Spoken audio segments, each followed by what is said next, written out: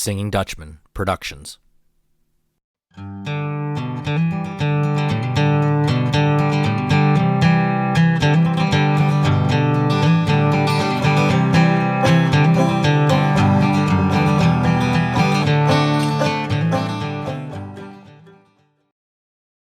Hello and welcome to Doug's Front Porch, a podcast where I get to sit down with friends old and new and have honest conversations.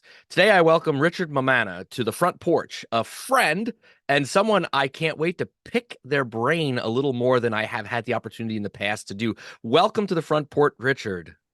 Good morning, Doug. It is a good morning.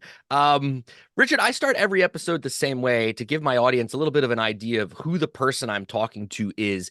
If you could go back in time and tell us a little bit about where you grew up, maybe some things about your childhood. You know, did you have brothers and sisters? What kind of things were you interested in as a kid? And then we'll go from there. I was born in Easton, Pennsylvania, uh, uh, uh, in 1739. And I was born in Easton, Pennsylvania in 1979. But it might as well honestly have been another century in different sorts of ways. Did not have brothers and sisters. My mom was the youngest of six. And I grew up in the same home as my mom and her mother and her parents. So I grew up with great-grandparents, grandmother, and mother all in the same household. And so that really gave me a lot of local anchoring in place and time and networks of people.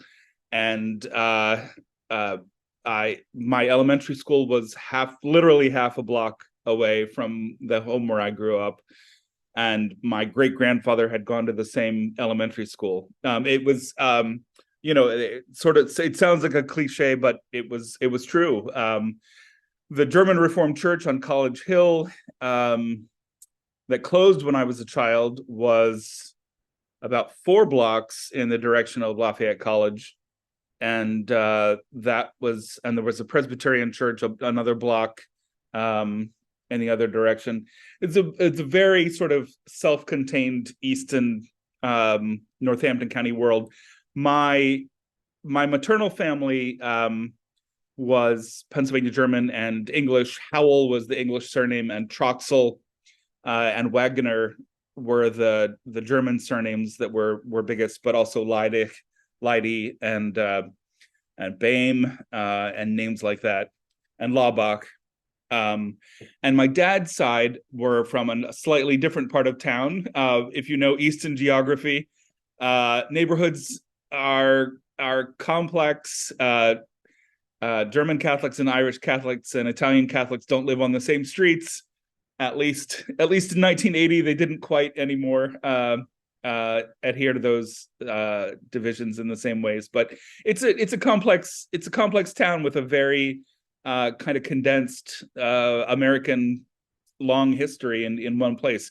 So my dad's family are Grube is the big German surname, but Laubach's on that side as well, and Schmitz and Bergers and Steinbachs and Eschenbach, Reichard,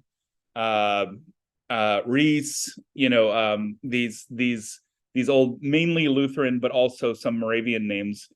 And then in the late 1890s, Domenico Mammana shows up from Castelluccio, Sicily, right? Selling cheese and olives. And and so I end up with an Italian surname. And I love that community. It's very important to me. And I've brought a lot of my kind of genealogical energy to that community now too. But you end up in Northampton County, especially in this kind of funny corner of Williams Township, which is you end up with spaghetti Dutchmen. I'm not joking. So, and it's a thing. I'm sure you've seen it before. People who, where does a spaghetti supper come from at a Lutheran church? But you have these beautiful dairy farms in Williams Township where they make astonishing mozzarella. Uh, and they have blue eyes, and some of them are blonde or have brown hair, but they're half Italian and half Pennsylvania Dutch. So it's a funny little world. So that's where I grew up.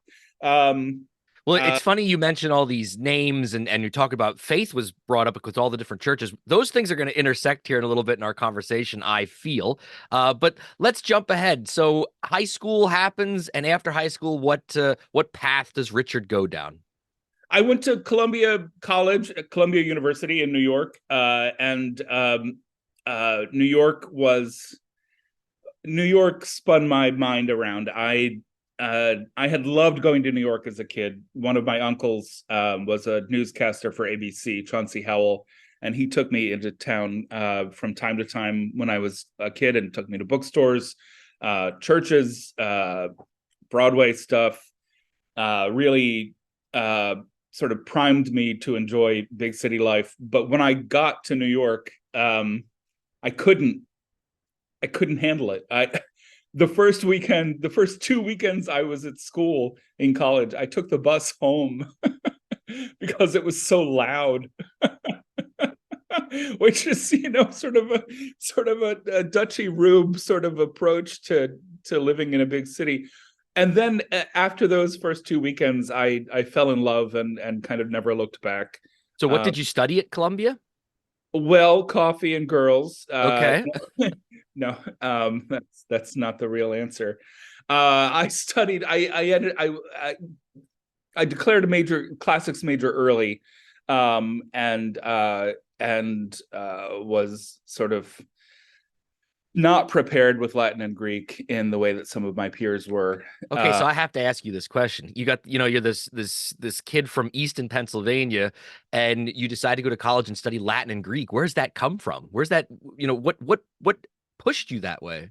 Well, es hob sie vergelete Sprache, yeah, do you know the Henry Harbaugh line about how there are 5 or 6 learned languages, Hebrew, Latin, Greek, Pennsylvania German, and German Reformed. You know this joke, right? Um, well, classical learning was attractive to me. I I've loved languages for as long as I can remember. There was a sort of polyglot thing going on still in Easton, with German in circulation along with English in the church world as a kid. I studied French in high school well enough to teach it for part of my senior year, when our French teacher had grand jury duty and they couldn't find a sub. I was an exchange student in Japan in middle school, and my Japanese is still pretty decent. So I love languages. I love people's the language of people's hearts, and the way that they talk about themselves and about each other and the places where they're from. It to use the sort of cliche, it sparks joy. It just when people are content with the sort of embedded relationships that they come from, yeah, there's something really beautiful that comes out. So anyway, so Greek and Latin, it was really to get at sort of theological sources and church historical sources that I went for Greek and Latin. I wasn't very good at either one, which is funny because I'm married now to a Latin high school Latin teacher, and she runs circles around me with conjugation questions and parsing words, and I'm always wrong. I don't even try anymore. But my reading Latin is pretty decent, and my New Testament Greek is fine. But I also was religious studies student at Columbia. I was not a good student at Columbia. So I had gone from being the valedictorian at East Stroudsburg High School, which is a wonderful school, to being a small fish in a very big pond. And I was out of my depth and in lots of ways at Columbia. I spent too much time in the library, uh, not reading course books, reading other things. So then after Columbia, I know you went farther. Where did you go and what did you study there? I didn't go to graduate school almost until 8 years Oh, okay. after college. I worked as a legal assistant and sort of copyright and trademark application uh, worker for almost 10 years Okay. before I went to graduate school. And when I went to graduate school, I went to Yale Divinity School uh, in New Haven, Connecticut, and had two little girls pretty quickly together, right toward the middle and end of that time. And I had hoped to do the PhD in church history, but it just wasn't the right season of life. Uh, so I got a master's in church history, and interestingly, there's more of a Pennsylvania Dutch undercurrent at Yale than folks realize. There's Gilbert Troxel was and of course Preston Barba himself were Dutchies at Yale. So I'd like to try a little essay at some point about Pennsylvania Dutch at Yale. So you have this mirrored background of languages and religious study as well. Had you ever thought about like going into the clergy, or was it you really were more of the history aspect? Well, I have. Uh, this becomes a heart conversation pretty quickly. My home is a parish, so we're quite serious about sort of daily liturgical prayer at home, and I've also experienced a divorce and remarriage, and that would not have been a good thing for a congregation to go through along with me. So with some humility and abundant awareness of that, it's probably good that I have not been a clergyman. So but we have quite enough religion in our lives without me being ordained. And I also have had various forms of ministry along the way during the course of my life. I've been a hospice volunteer for quite a while in Connecticut when I lived there. And in just after college, I worked for almost a for a very, very exciting and strange season of life. I worked in the Diocese of Northern Saskatchewan as a lay pastor to 3.5 congregations of Anglicans up there, and it was a wild experience. The Cree people there are deeply faithful and live mainly on reserves in that part of the province. And so that was my first experience of life around and among and next to Indigenous folks in North America. It was really mind expanding. So I have had, parish ministry experiences. I've also served in lay governance of churches. I swore I would never be on a church vestry again, a church council again, and I was elected, I guess, this year to my own church council. So yeah, it's this in academia, in the Pennsylvania German world, in the church world.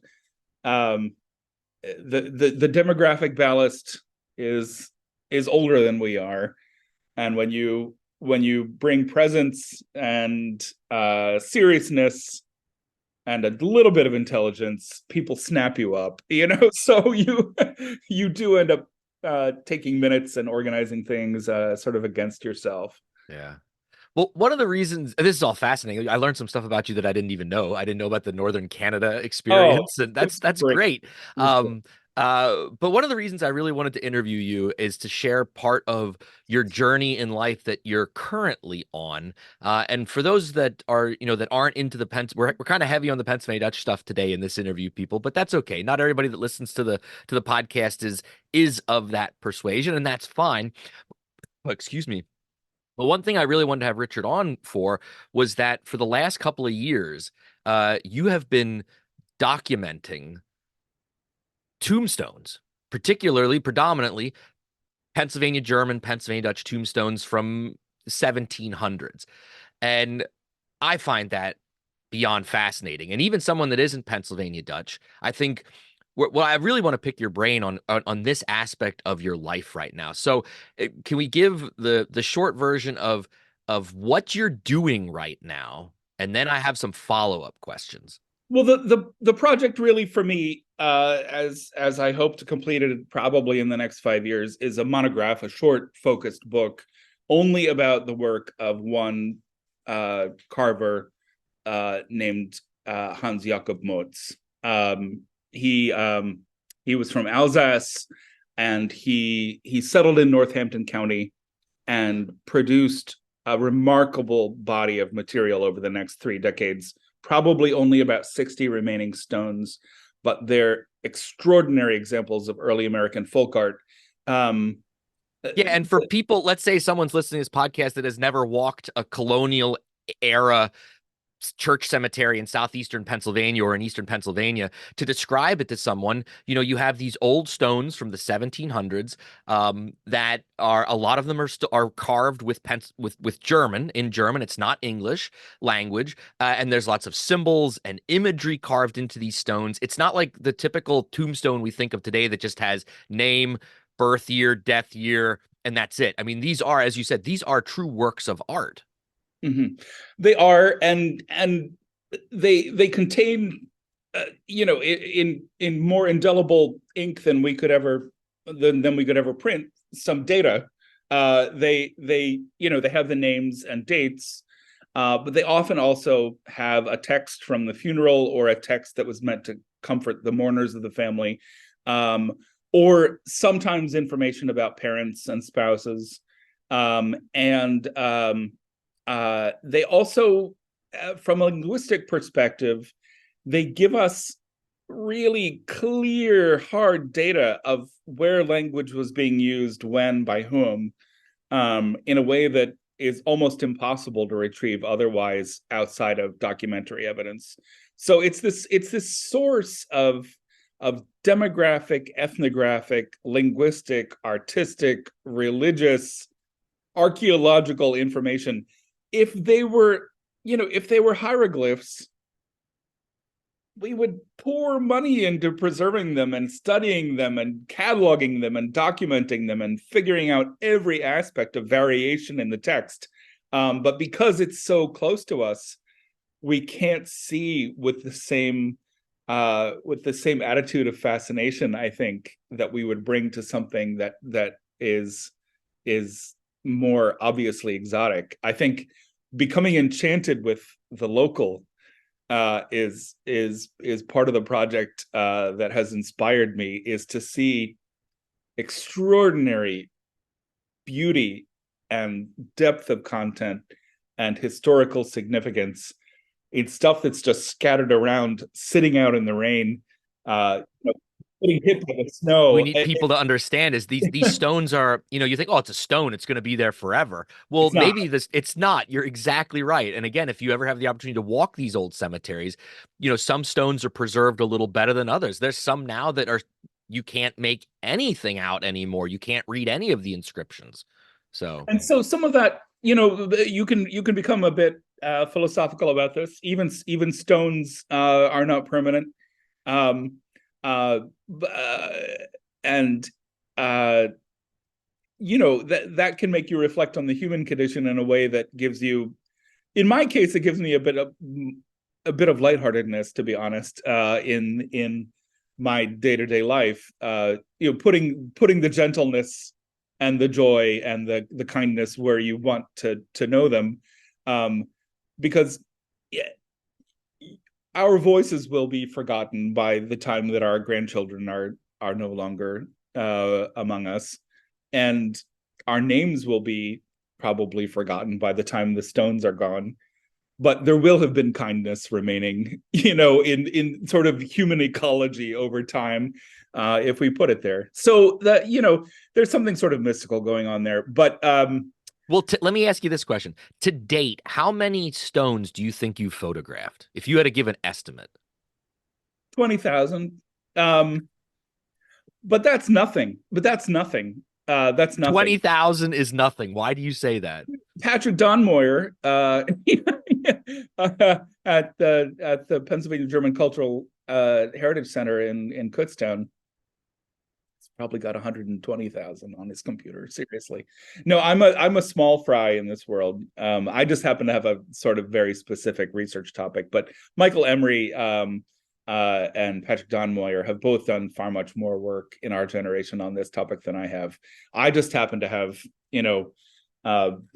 the kind of social media group that drilled down on it in a different way, and one carver that I'm working on, but they have more global awareness of it all than I do. Well, let me ask you this question. You're driving around rural Pennsylvania and you see an old church, and maybe it's a cemetery you've never been on before.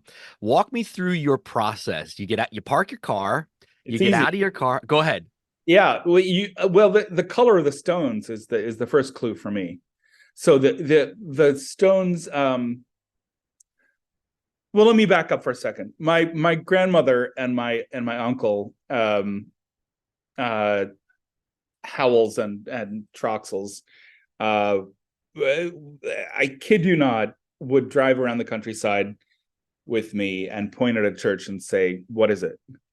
And so, from a very young time, I could pick out a Methodist church from a Roman Catholic church, from a Lutheran church, or whatever, from a distance, and it was a sort of game. Not a normal child, but it produced something interesting. Anyway, so you can kind of read a landscape in a Pennsylvania town. Um, the spire, if there's one, it could be a Union church where Reformed and Lutheran folks are worshiping together. If there are two close together, one of them is probably UCC and one of them is probably Lutheran. If there's one a little bit apart, probably Methodist or Presbyterian. And then, depending on when the town was founded and by whom, and the proximity to sort of railroad investment and stuff like that, there might be an Episcopal church. Or if there were people who were running coal mines, there might be an Episcopal church. Or if there are coal mines and steel, there are probably some Roman Catholic churches. Anyway, you get to the cemetery. If it's a German cemetery, the text pops out right away. I need to get glasses because my distance vision is dreadful now, and my night vision is gone. I'm 44 years old, and my eyes are older than my tongue. Let's just say that. So, the text pops out.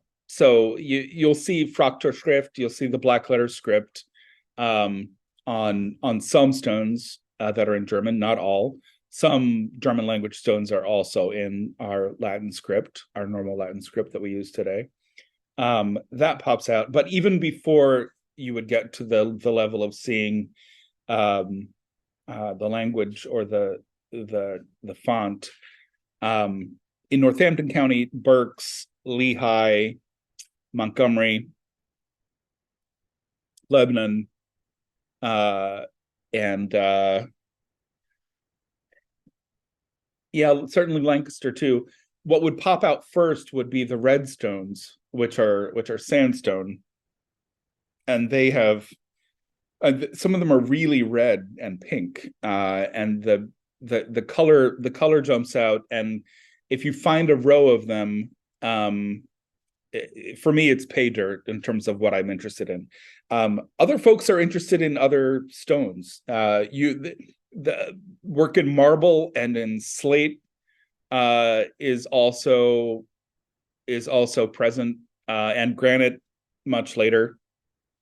They all weather very differently, and the individual carvers who work with them all work with them in very different ways. So by the 1850s, there's basically a catalog. There may even have been catalogs that I don't know about yet of imagery that folks would have been presented with, and that does not eventually vary between English speakers and German speakers. So the weeping willow, or the open book, or the clasped hands, or the finger pointing up, or these kind of very iconic, sometimes a wedding ring, sometimes a Masonic symbol. Those things become almost universal. Still no crosses, which is one of the exuberant and kind of curious things about Pennsylvania German culture. Is it may be kind of latent Reformation identity, that Christianity is expressed not in kind of traditional Roman Catholic symbolism, but in natural and domestic images of life. So the tree that's weeping, or the open book in the home, or the hands that are together in an expression of marriage, or whatever it is. Let me ask you this. You're walking these cemeteries. Are you walking them as someone that's gathering information, or is there an emotional aspect to it? Oh, that depends. And yes, the answer is yes. There are some places I've gone to many times. Leidich's burial ground in Montgomery County in Frederick Township is it's a devotional experience to visit for me. I'm on the cemetery board there, and my maternal ancestors are buried there back to the 1750s. Founders of the German Reformed Church in Eastern Pennsylvania, and John Philip Leidich was a schoolmaster, Schulmeister, who became a Pfarrer, who became a pastor. That's a religious experience. I've been there with my kids.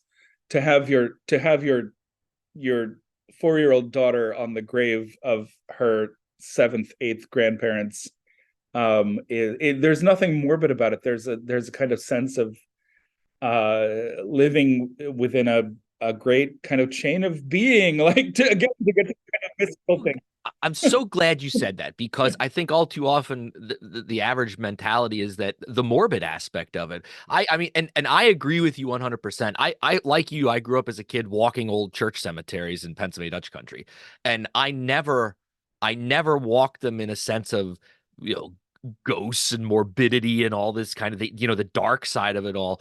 I agree with you. I agree with you 100% that you can have these experiences, that walking a cemetery and reading these old stones, and you can start to imagine what this person might have looked like, or thinking about the world that they lived in and how difficult it was compared to how we live today, and the resiliency that they had. And I'm with you 100%. And I have drugged my kids to their 7th and 8th great grandparents, and they stood there and got our picture taken with the Yeah, stones and all this yeah, stuff. yeah. Well, I turn it into a game with the kids. I mean, I there's a standing reward of $5 for any English stone next to a German stone. That's great. Yeah, and they love it. They love running around, and they love being in nature, and they love fireflies, and they love I think the American way of death, as it got kind of sanitized in the 20th century, made people well, it sort of sanitized things and made people unfamiliar with their own life processes. Can you take that one step farther? Well, we're not. None of us are going to be strangers to death, and none of us are strangers to birth. But those things have both been so compartmentalized that we don't birth is something that happens in a hidden room in a hospital, and it doesn't have to. And death is something that happens in a hidden room in the hospital. These are not the ways that those things have happened for most of human history. And they certainly aren't the way that they happened until quite recently in Pennsylvania life, in American folk life. Families were able, and communities, small communities, were able to have midwives and grave diggers and pastors and healers, and people who supported one another in all of the things that we all have to do. We all have to do these things. Well, okay, so two quick things. One, I don't know if I've ever shared this story on the podcast or not, but so when you say it's not far removed, you are 100% correct. My grandmother, who was born in 1929, her mother died when she was only 8 years old, and she died at home on the farm, which was typical. And my grandmother tells the story that when her mom passed away, the undertaker came and they embalmed my great grandmother on the back porch and then brought the body back into the house for the viewing. Yeah, and my grandmother as a kid saw all that happen. And she remembers she baked a cake for the funeral. It was the first time she ever got to bake something on her own. Those were stories that she shared with me. And that's only two generations removed from me. And you're right. I mean, It's grim and it's sad, and it might even be traumatic for some people. The experience of death is, look, it's the only club we all join, right? Um, uh, but, I think that there are tendernesses and intimacy that I think have been lost in the modern funeral culture. And your family's experience is, the kind of the great span in three generations for you is remarkable and cool, but not I think uncommon. I think, yeah. I mean, this could be a whole nother episode on my grievances with how Americans are dealing with funerals and death these days. I have a laundry list of things that irritates me about some of the ways that our culture is kind of going when it comes to death. But that's for another episode. But I do want to close out this part of the conversation with this question. You've been doing this work for a while, and I don't want the academic answer. I want the answer that comes from your heart on this. What has walking among these stones taught you as a person? Well, it's made me stronger. It's calibrated some of the intensities of emotion that I feel. So let's say, I've gone through some personal losses myself. I've made some bad decisions myself. Um, I've made some great achievements myself. And to realize, that folks who are sleeping, let's call it, not too far away, built communities that prepared me to be able to be resilient through those experiences that I've had is really strengthening. Also,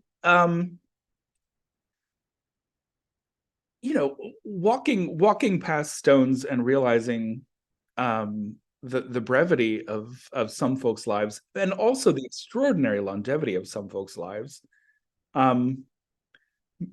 it makes me makes me cherish the day.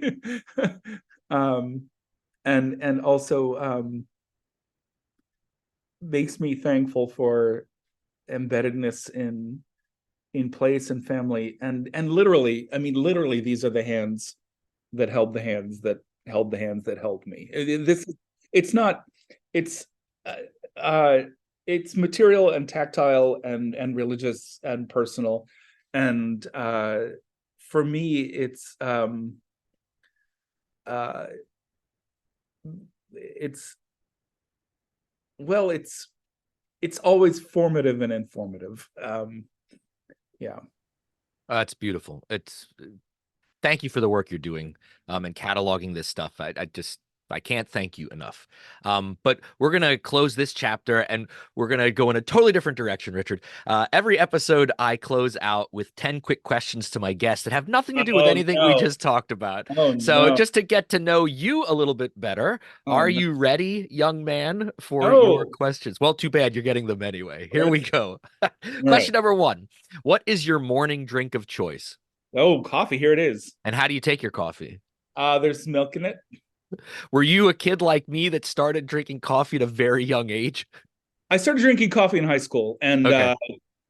with my friend, my best friend in high school, Chris, he would come over and we would make a pot of coffee at night and watch VCR tapes. It was VCR, what's that? I hear you. Okay, question number two. Who is a go-to musical artist or group for you? I love Stan Rogers. I don't know if you know Stan Rogers. Oh my God. Is this good or bad?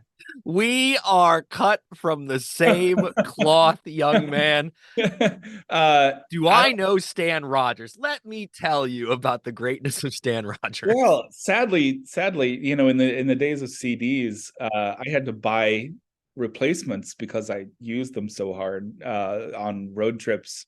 Singing at the top of my lungs to the chagrin of girlfriends and children and former wife. I think it probably pushed her over the edge. People out there, if you've never listened to some Stan Rogers, do yourselves a favor. And there's stuff on YouTube, and of course, I'm sure on Spotify and all these streaming services. And if you have to look up for, I can't even give you one song because they're all good. But oh my God, check out Stan Rogers, people, Yeah, please. yeah, yeah. That's great, answer. You're the first person to say that, and in all the years I've been doing this, it makes me so happy to hear that answer. All right, question number three. What movie can you watch over and over again and it never gets old? Empire of the Sun. It's based on a J.G. Ballard novel, semi-autobiographical novel by J.G. Ballard. I love the book. Being a student in Japan, who sang in a church boys choir. The opening scene resonates a lot with me, and so does some of the after scenes. The book, I love the book, and I love the movie. And then I tried to read other things by Ballard and didn't love them. So, but yeah, I've watched it many times with Okay. alone and with others, and never gets Okay. old. Yep. Question number four. What is the last thing that you read? National Geographic Kids. I don't know. Actually, the last, gosh, I mean, I have 10 books on the go at any given time. Oh, are you one of those people? You can This do is that? this came in the mail yesterday from Amazon for cheap. It is, so this is my church in Philadelphia, St. Clement's Church. And this is the catalog of our parish library, which was endowed by a will in 1911 and is one of the hidden treasures of local libraries. I knew you read a lot, but so you're a person that can have multiple books going at one time. Oh, well, piles and piles and piles of books at all times. I think I have 8 or 9 library cards right now. I have a card at the Lutheran Seminary, at Penn, at Yale. I have a Columbia library card. I have a public library card. The Roman Catholic Seminary, I have a library card. So yeah, I keep Amazon busy too. I also, as somebody who writes, I believe in keeping other people who write employed. So you got to pay for the stuff you use. That's right. That's right. Okay, question number five. What's your favorite pizza topping? Bacon. Ooh, good answer. Good answer. I Number, love anchovies too, and I yeah, like pepperoni very much. yeah. Number six, laying on the beach or going for a hike? Like, Yeah. Okay. Number seven, you have invited me over for dinner. What are you cooking?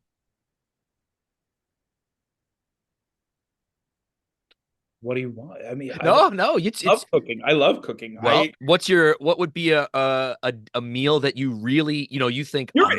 If you're coming, it has to be pork and sauerkraut. Okay. Well, I like pork and sauerkraut. I do. I do. That's all we eat for the first week of the new year. Yeah, right. Well, yes, we We'll do. get that. Gotta get the lactobacillus up in your That's gut. that's right, to survive the rest of the winter, right? Number 8. You've done a lot of traveling in your life, but what is a dream vacation destination? Iceland. Ooh, I've been. It's great. I'm jealous. It's expensive, but it's great. Straight to the volcano. Straight to the volcano. Yeah, you wouldn't have to go too far today to see that lava flow that's going on right now as we're recording this. No, Iceland is worth the trip. Seriously. Seriously. Okay, number 9. What is something you are afraid of? Putting my iPhone in a mailbox. Why would you put your iPhone in a mailbox? Well, wouldn't you be afraid of it too? I mean, so I walk my it's not a credit to me that my phone is often in my hand. So much that I look for it and I'm holding it, but I have my car keys and I can't find them in my hand, or my glasses are on my head and I can't find them. I'm not a professor, but I've never not been absent-minded. So I'm just terrified of putting my phone in a mailbox. I don't. It's a very modern, peculiar, terrifying No, thing. right? Yeah. If we said that to one of the, imagine walking these tombstones and then you'd actually be able to call the person back and you're saying like, well, their fear was who knows, whatever. And you're just like, I might drop my phone into a mailbox. That's great. I'm not afraid of death, but Yeah. I don't want my Yeah. phone in the mailbox. That's great. All right. Last question. What job, other than one that you have had, would you love to have?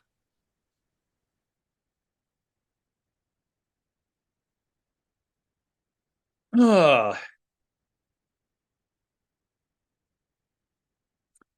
One of my favorite jobs was landscaping. Um, uh, Summers in high school and early college.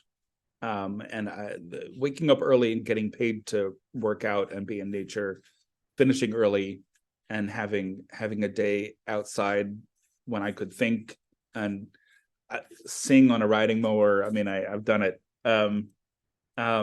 Was great. I don't think that would be the right job for me again. Um, I will think about that and come back to you. Okay. Okay. Absolutely my favorite job. We're getting new beehives in the yard for the spring. Um and that would also be a good job. Yeah. Designer. There you go. Well, Richard, it has been an absolute joy and pleasure to speak with you today. And uh, again, thank you for the work you're doing. But you are able to, and what I really appreciate about you is that you're able to do this work and talk about it, but then talk about it on a level that takes away the academic aspect of it, and talk more about like how we can connect to these stories and these people, even though we've never met them, even though we have no, for a lot of cases, we have no idea what they even looked like. But your analogy of like, these were the hands that held the hands that held the hands, that really resonated with me a lot. I mean, I've thought about these things a lot given the stuff that I do, but that analogy particularly really struck a warm feeling in my heart today. And I want to thank you for that, for giving me that today. Well, I hope the gratitude of the millions for the work that you do, your video work, your audio work, your website work, your educational work. It's um, uh, uh, part of the demographic thing that I was describing earlier is that we're in a sandwich generation right now where there are folks older than we are who have tremendous experience and wisdom and knowledge. And if we're wise in our middle generation right now, there is some work of capture and appreciation and honor and and recovery, retrieval, and maintenance that falls on folks in our generation. My work is all text-based because I don't actually speak Dutch very well, but you do, and so digitizing the ek, or photographing stones, or getting language material out there in a way that people can use it, is essential if the language can continue to be understood and studied, and so it's all admiration from here to you. So thank you, sir. Thank you. Now, I can't wait to talk again in the near future, but until then, dear friend, take care, and thanks again for coming on the show.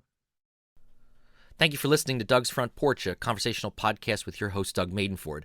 If you enjoyed this episode, I'd love for you to subscribe, rate, and give a review on iTunes, Spotify, or wherever you get your podcasts from. 5 stars only, please. Follow along on Facebook, Twitter, and Instagram. Just look for Doug's Front Porch. Also, please feel free to tell all of your friends about the show, and I'll see you all next time on My Front Porch.